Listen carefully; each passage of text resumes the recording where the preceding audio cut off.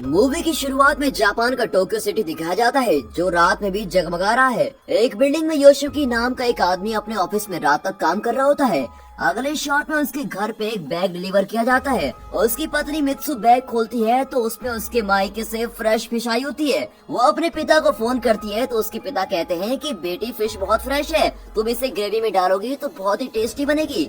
और बताओ तुम दोनों बच्चों को लेकर गाँव कब आ रहे हो? जल्दी आएंगे पिताजी। ये कहकर वो अपनी बेटी यूई को फोन देती है, पर यूई अपने नानाजी से बात नहीं करती और उसे फिश भी पसंद नहीं होता। मित्सु को फिश बनाना भी नहीं आता। वो योशियुकी से मदद मांगती है पर वो आराम से बैठकर टीवी देख रहा होता है और अपनी पत्नी की मदद नहीं करता। मित्सु फिश को फ्रिज में रख देती है और मायके से आया हुआ कैबेज निकालती है। उसमें से कीड़ा निकलता है और वो उसे देखकर डर जाती है। इतने में उनका बेटा केंजी मुंह में बर्गर दबाकर अंदर आता है और किसी से एक शब्द भी कहे बिना ही अपने कमरे में चला जाता है। लगता है वो कॉलेज स्टूडेंट है। वो अपने लैपटॉप के आगे बैठता है और तभी उसकी क्लासमेट जो उसकी क्रश भी है वो फोन करती है और क्लास नोट्स मांगती है। वो नोट्स भेजता है और अपने क्रश की वीडियोस को निहार रहा होता है। दूसरे कमरे में उसकी बहन ऑनलाइन शॉपिंग कर रही होती है और मोबाइल पर ड्रेसेस को स्क्रॉल करके देख रही होती है। तब बैटरी लो आती है और वो फोन को चार्ज पर लगाती है। फिर वो अपने स्कूल फ्रेंड को मैसेज करने लगती है। मित्सु अकेले किचन में काम कर रही होती है और कहती है कि ये बच्चे हमेशा मोबाइल से क्यों चिपके रहते हैं।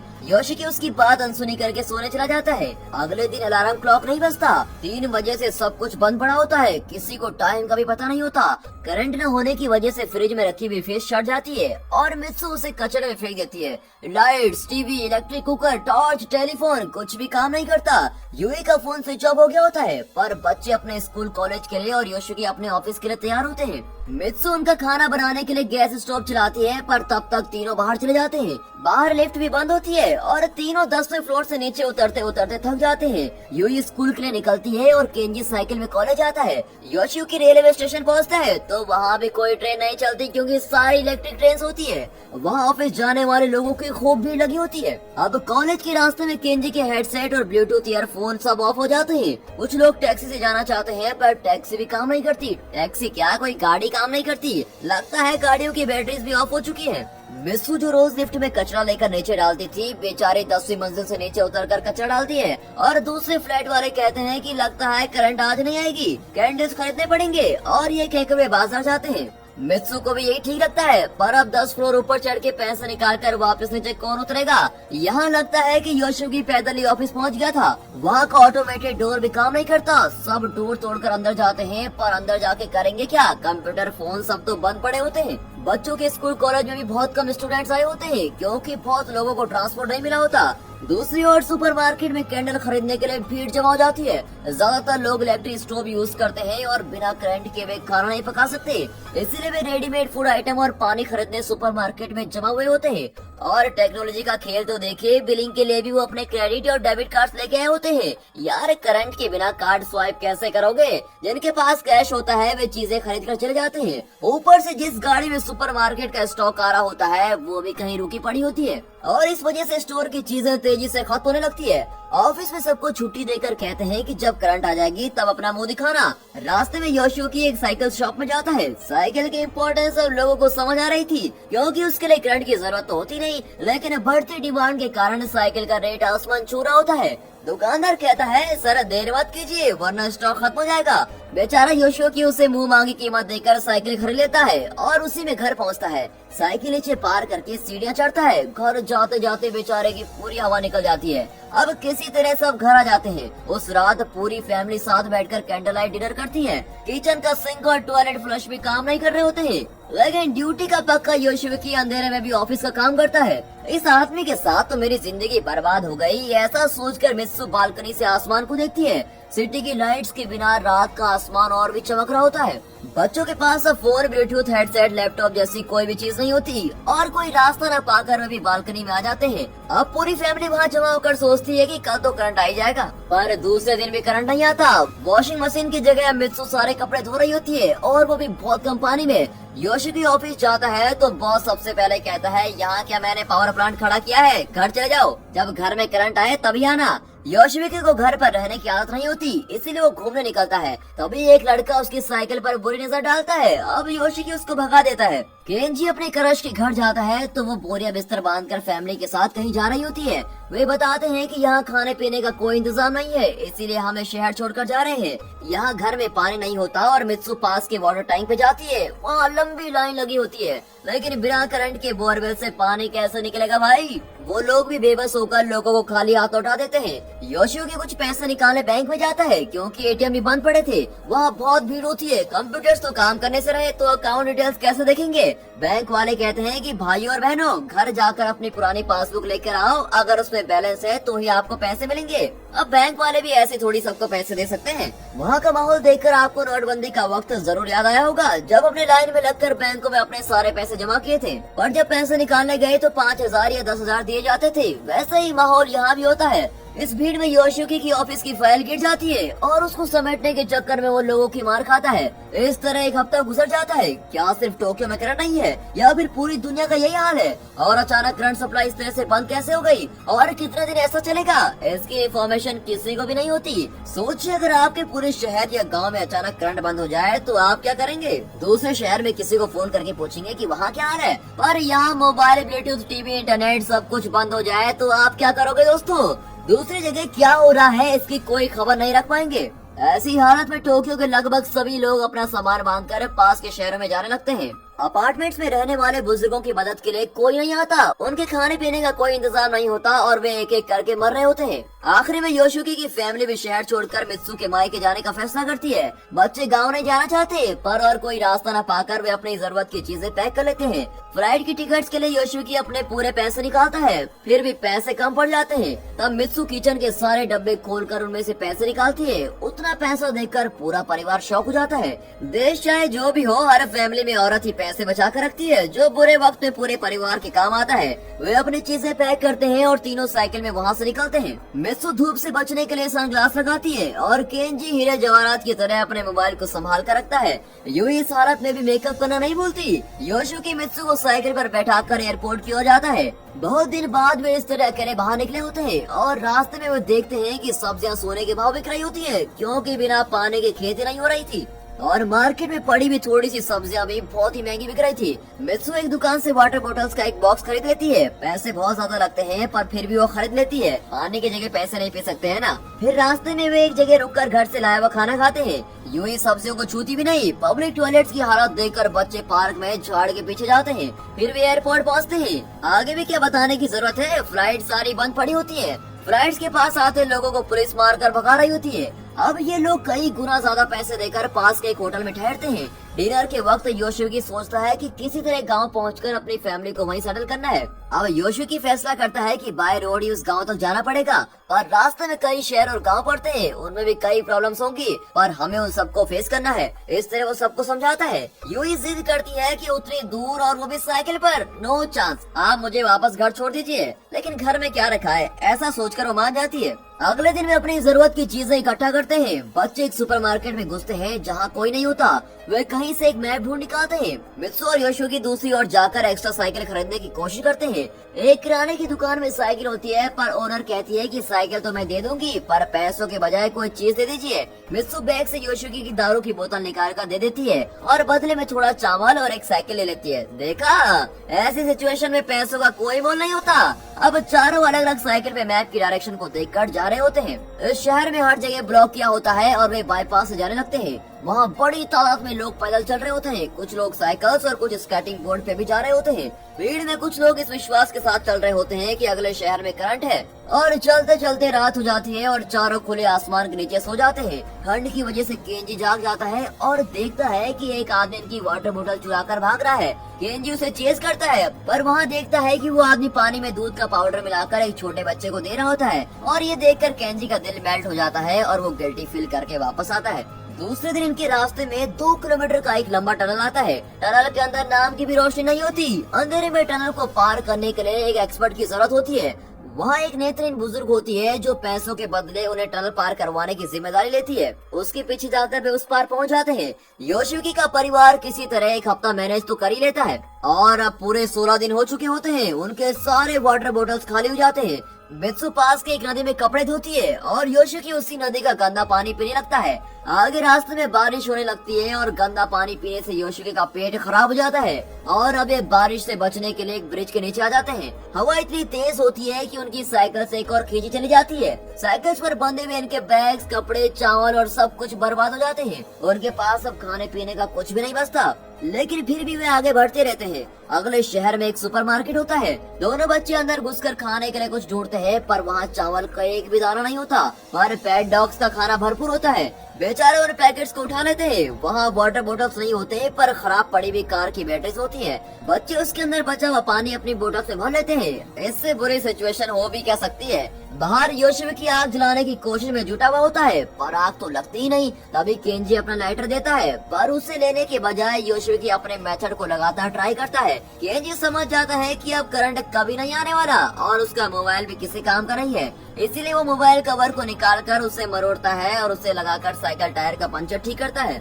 अगले 6 दिन तक वे डॉग फूड से अपना पेट भरते हैं और बैटरी से निकाला हुआ पानी पीते हैं। रास्ते में उन्हें एक फैमिली मिलती है जिसमें पति, पत्नी और 2 बच्चे होते हैं। वे एकदम शानदार साइकिल में जा रहे होते हैं। उन्होंने बाइकर्स का स्पोर्ट्स गियर पहना होता है और सेफ्टी हेलमेट के साथ एकदम पक्के बाइकर्स लगते हैं। उनके पास खाने पीने की चीजें भी भरपूर होती हैं। वे बारिश का साफ पानी पीते हैं और उससे भरकर भी रख लेते हैं। रास्ते में जहाँ भी खाने लायक पौधे फल रहे होते हैं, वे सब बटोर कर रख लेते हैं। वह कम खाते हैं और ज्यादा बचा कर रखते हैं, क्योंकि न जाने और कितना दिन यूं ही रास्ते में गुजारना पड़ेंगे। उनके पास एक कैमरा होता है जो बैटरी से नहीं चलता बल्कि मैकेनिकल कैमरा होता है। ये फैमिली इस ट्रिप को एंजॉय कर रही होती है और दोनों फैमिलीज एक दूसरे को देखकर बहुत ही खुश होती हैं और दोनों कुछ दूर साथ तक ही सफर करती हैं। तब एक ब्रिज पर मिलिट्री वाले पास के शहर में करंट की सिचुएशन को जानने के लिए जा रहे होते हैं। एक मोड़ पर नई फैमिली अपने गांव का रास्ता पकड़कर चली जाती है और योशिकी की फैमिली करंट वाले शहर की तलाश में आगे बढ़ती है। उस नई फैमिली को देखकर योशिकी को थोड़ी जलन हो रही होती है, क्योंकि वे थोड़ी चीजों में इतने खुश नजर आ रहे थे। इसीलिए उनके जाने से योशिकी को जरा तसल्ली होती है। योशिकी को डर भी रहता है कि मैं एक छोटी सी आग भी जला नहीं पाया तो अपनी फैमिली को इस मुश्किल समय में कैसे बचाऊंगा। अब बच्चों के कपड़े गंदे हो गए होते हैं, पर वे उन्हीं कपड़ों में अगले शहर पहुंचते हैं। वहां जाकर पता चलता है कि वहां भी करंट नहीं है। लोगों की बात मानकर वे इतनी दूर बेकार ही आ गए थे। केंजी योशिकी पर चिल्लाता है कि यार डैड, आप तो बड़े सपने दिखा रहे थे कि यहाँ करंट है, कहाँ है करंट। फिर मित्सु दोनों के बीच सुलह करवाकर वहाँ से आगे ले जाती है। आगे एक एक्वेरियम होता है जहाँ बहुत ही भीड़ होती है। वहाँ एक्वेरियम की मछलियाँ और कीड़ों को लोग पकाकर बेच रहे होते हैं। योशिकी की फैमिली भी लाइन में लग जाती है, पर जब उनकी बारी आती है तो सब कुछ खत्म हो जाता है। योशिकी उनके पैर पकड़ लेता है कि कम से कम मेरे बच्चों को कुछ खाने को तो दे दो, पर भूखे लोगों ने वहाँ के बर्तन भी चाट कर साफ कर दिए होते हैं। अब उनके पास पानी भी नहीं होता और वे जान हाथ में लिए आगे बढ़ते हैं। अब पावर कट के 67 दिन हो चुके हैं और लगभग जान ही निकल चुकी होती है सभी की। अपनी साइकिल्स के साथ वे खेत में पहुंचते हैं और सिकुड़ कर गिर जाते हैं। तभी उन्हें एक सफेद सुअर दिखता है। मित्सु बैग से एक रस्सी निकालता है और उसे लेकर योशिकी सुअर के पास जाता है और उसको पकड़कर मार डालता है। अब उसे काटेगा कौन? मित्सु को तो फिश बनाने भी नहीं आती और न ही ठीक से पकाना आता है। तभी वहाँ एक बुजुर्ग किसान आता है और उन्हें पानी और खाना देता है। यूई जो फिश नहीं खाती थी वो यहाँ दबा दबा कर सुअर का मांस खा रही होती है और खाने से पहले उन्होंने प्रॉमिस किया होता है कि खाने के बदले में वे बुजुर्ग के लिए कुछ काम जरूर करेंगे। अब वहाँ पैसों का कोई काम नहीं था। पैसा नाम की चीज जब नहीं थी तो इसी तरह दुनिया चलती थी। काम करके पैसे नहीं बल्कि जरूरत की चीजें दी जाती थी। बुजुर्ग उन चारों को सुअर काट कर उसका मांस धूप में सुखाने का काम देता है और वे बड़े खुशी से वो काम करते हैं। फिर वे चूल्हे पर एक बड़ा बर्तन रखकर पानी गर्म करते हैं। बुजुर्ग नहाकर उन्हें भी नहाने को कहता है और 2 महीने बाद गर्म पानी से नहाकर उन्हें स्वर्ग जैसा नजर आता है। बुजुर्ग सबको नए कपड़े देता है और कहता है कि ये कपड़े मैंने अपने बेटे और उसके परिवार के लिए खरीदे थे। वे अमेरिका से आने वाले थे पर नहीं आए। उसकी बात सुनकर मित्सु को अपने पिता की याद आने लगती है और वो योशिकी का हाथ पकड़कर सो जाती है। उस रात सब बहुत ही गहरी नींद में मस्त तरीके से सोते हैं। ये खेत और उसके आसपास की जगह इसी बुजुर्ग की है। उसने इलेक्ट्रिक फेंस लगा रखी होती है, पर अब तो करंट ही नहीं था। इसीलिए बुजुर्ग योशिकी की फैमिली से कहता है तुम्हें उन सुअरों से इस खेत को बचा कर रखना होगा। अगर सुअर अंदर आ जाए तो उसे पकड़ना भी होगा। इस तरह वे कुछ दिन वहाँ रहते हैं और बुजुर्ग के काम में मदद करते हैं। बुजुर्ग उन पर और खुद पर रहम खाकर कहता है कि तुम लोग चाहो तो हमेशा के लिए यही रुक सकते हो। मुझे भी एक फैमिली का साथ रहने को मिल जाएगा और बड़ा ही सुकून लगेगा। तब योशिकी बताता है कि वो अपनी फैमिली को मित्सु के पिता के पास ले जाना चाहता है। बुजुर्ग कहता है कि अच्छी बात है, तुम मेरे जैसे एक बुजुर्ग से मिलने जा रहे हो। फिर वो उन्हें सुअर का मांस देता है जो उन्होंने नमक डाल के धूप में सुखा रखा था। ये 1 हफ्ते तो चलेगा। वो उन्हें और भी फूड आइटम्स पैक करके देता है और और रास्ते के खर्चे के लिए पैसे भी देता है। वे बुजुर्ग से विदा लेकर 3 दिन साइकिल पर ट्रैवल करते हैं। अपने मैप के भरोसे वे आगे जाते हैं तो वहाँ एक नदी बह रही होती है। अब वे सोचते हैं कि इसको पार कैसे करें। तब योशिकी अचानक आसपास पड़ी हुई लकड़ियाँ इकट्ठा करता है और पूरी फैमिली मिलजुल कर एक बोट तैयार करती है। फिर थोड़ा सामान उस पर रखकर और खींचते हुए वो पार पहुंच जाते हैं। योशिकी और केंजी साइकिल लेने वापस आते हैं। इतने में तेज बारिश होने लगती है और हवा भी तेज हो जाती है। दोनों साइकिल लेकर वापस आ रहे होते हैं कि नदी का बहाव बढ़ जाता है और लकड़ियां बिखरने लगती है। केंजी किसी तरह उस पार पहुंच जाता है, पर योशिकी पानी में डूबकर नदी के साथ बह रहा होता है और वे पूरी रात उसको ढूंढते हैं, पर उसका कहीं पता नहीं चलता। वे रोते हुए उसे हर जगह ढूंढते हैं, लेकिन सिर्फ उसके सर के बाल मिलते हैं। अब पावर कट के 94 दिन हो गए हैं। मित्सु योशिकी के बारे में सोचकर रो रही होती है। केंजी उसको संभाल रहा होता है। फिर बैग से खाने की चीज निकालकर अपनी बहन को देता है और वो पीछे आते हुए कुत्ते के साथ खाना शेयर करती है। कुत्ता अपने साथी कुत्तों को भी वहाँ ले आता है कि चलो भाइयों, खाना मिल गया। अब सारे कुत्ते मित्सु के बैग पर झपटते हैं, जिसमें से मांस की बू आ रही होती है। वो बेचारी डगमगाकर खड्डे में गिर जाती है और उसका पैर भी फ्रैक्चर हो जाता है। दोनों बच्चे उसे किसी तरह ऊपर ले आते हैं। इस बीच कुत्ते सारे मांस खा चुके होते हैं और अब उन बच्चों को भी अपना शिकार बनाना चाहते हैं। डर के मारे वे सब आंखें बंद करते हैं और रेल की पटरियों के बीच बैठ जाते हैं। तब दूर से कोई आवाज आती है, जिसे सुनते ही कुत्ते भाग जाते हैं। तब वहाँ एक ट्रेन आ रही होती है जो कोयले से चलती है और इन्हें पटरी पर बैठा देख इंजन ड्राइवर ब्रेक मारता है। उसे देखकर तीनों खुश हो जाते हैं और ट्रेन में जाकर बैठ जाते हैं। उस ट्रेन का एक आदमी मित्सु के पैर पर पट्टी लगाता है और उसके पति के बारे में पूछता है। उसका सवाल सुनकर तीनों रोना शुरू कर देते हैं। फिर दिखाते हैं कि योशिकी पत्थरों के बीच पड़ा हुआ है, पर वो टकला होता है। तब पता चलता है कि वो इतने दिन विग पहनकर घूम रहा था और विग के बालों को देखकर उसकी फैमिली ने सोचा कि वो मर गया। वो होश में आता है और बड़ी मुश्किल से चलकर थोड़ी दूर जाकर बैठ जाता है। तब वही ट्रेन उसको क्रॉस करके जाती है। योशिकी ना तो उठकर चल पाता है और ना ही उसकी आवाज निकलती है और उसकी पॉकेट में कैंडल लाइटर होता है जो केंजी ने दिया था। वो उसको जलाता है और उससे धुआं निकलने लगता है। खुशकिस्मती से ट्रेन के अंदर से मित्सु उसको देख लेती है। वो और गौर से देखती है तो धुएं के बीच उसे अपने पति का टकला सर नजर आता है। वो चिल्लाकर जमीन आसमान एक कर देती है और ट्रेन रुकवा देती है। बच्चे भागते हैं और योशिकी को उठा लेते हैं। चलो शुक्र है फैमिली का रियूनियन हो गया। अब योशिकी और मित्सु अपनी बीती जिंदगी की कहानियां बच्चों को सुनाते हुए अपना सफर कंटिन्यू करते हैं। तब मित्सु योशिकी के नकली बाल उसको देती है जो उसे नदी में मिले थे। इस घटिया माल की अब मुझे कोई जरूरत नहीं, ऐसा कहकर योशिकी उसको बाहर फेंक देता है। ट्रेन आगे एक टनल के अंदर जाती है और स्टीम इंजन होने की वजह से वो ट्रेन बहुत धुआं छोड़ती है, पर टनल बहुत छोटी होती है और इसलिए धुआं घूम फिर कर वहीं ट्रेन के अंदर चला जाता है और सभी का मुंह काला हो जाता है। जो लोग मेकअप के बिना बाहर नहीं निकलते थे, वे अब एक दूसरे का काला चेहरा देखकर खिलखिलाकर हंस पड़ते हैं। और अब पावर कट हुए 108 दिन हो जाते हैं। तीनों मित्सु को एक ठेले जैसी गाड़ी में बैठाकर ले जा रहे होते हैं, पर आगे शहर या गांव के बजाय एक बीच होता है। मित्सु ध्यान से समुद्र की ओर देखती है तो वहाँ उसके पिता फिशिंग करते हुए नजर आते हैं। वो खुशी से पिता को पुकारती है और बच्चे भी नाना जी कहकर चिल्लाने लगते हैं। योशिकी भी पिताजी, अरे वो पिताजी कहकर चिल्लाने लगता है और सब दौड़कर नाना जी के पास पहुँच जाते हैं। अपने पोता और पोती को देखकर नाना जी खुशी से झूम उठते हैं। 108 दिनों में बिना करंट के कई फैमिलीज मर चुकी होती हैं, क्योंकि करंट के बिना तो हमने जीना सीखा ही नहीं। इन मौतों की वजह से दुनिया की आबादी भी बहुत कम हो चुकी होती है। पर योशिकी की फैमिली लंबा और कठिन रास्ता पार करके अपने गांव पहुंच गई थी और वो भी जिंदा। अब बिना पावर के 2 साल और 4 महीने हो चुके होते हैं। तब हमें दिखाते हैं कि योशिकी और केंजी समुद्र में फिशिंग कर रहे होते हैं। वे ढेर सारी मछलियाँ पकड़कर जमा कर रहे होते हैं। दूसरी ओर दिखाते हैं कि यूं ही कपड़े बुन रही होती है। मित्सु अपने पिता के खेत में टमाटर उगाने का काम कर रही होती है। अब वे प्रकृति से जुड़कर एक स्वस्थ जिंदगी गुजार रहे होते हैं। एक दिन सुबह अचानक कोई आवाज सुनकर योशिकी झटके के साथ उठता है। उसे कहीं से अलार्म क्लॉक की आवाज सुनाई देती है। वो चौंक जाता है और फिर पता चलता है कि उस गांव के बीच रखे हुए पब्लिक स्पीकर सिस्टम से आवाज आ रही है। अचानक ही गांव की स्ट्रीट लाइट भी चलने लगती है। लगभग 2.5 साल बाद करंट वापस आई होती है और गांव के लोग उन लाइट्स को अजूबे की तरह देख रहे होते हैं। अगले सीन में दिखाते हैं कि टोक्यो फिर से उस पुरानी भागदौड़ में खो चुका है। न्यूज, यूट्यूब और सारे टीवी चैनल गुजरे हुए पावर कट के बारे में 24 घंटे चर्चा कर रहे होते हैं। ये पावर कट क्यों हुआ, इसकी असली वजह क्या थी और इतना लंबा पावर कट क्यों हुआ, इन सब सवालों के जवाब टीवी न्यूज पर योशिकी की फैमिली देख रही होती है।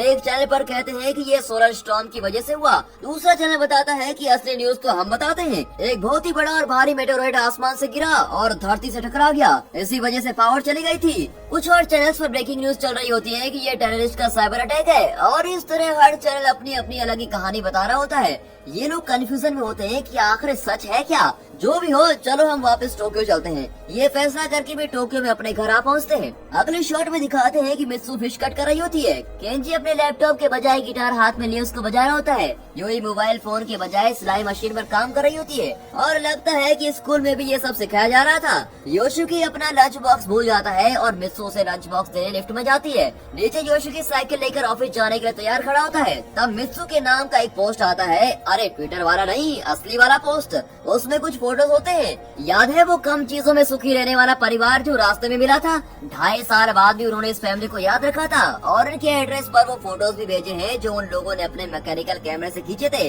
अब चारों मिलकर उन फोटोज को देखने लगते हैं और दोस्तों इसी के साथ ये मूवी यहाँ पर खत्म होती है।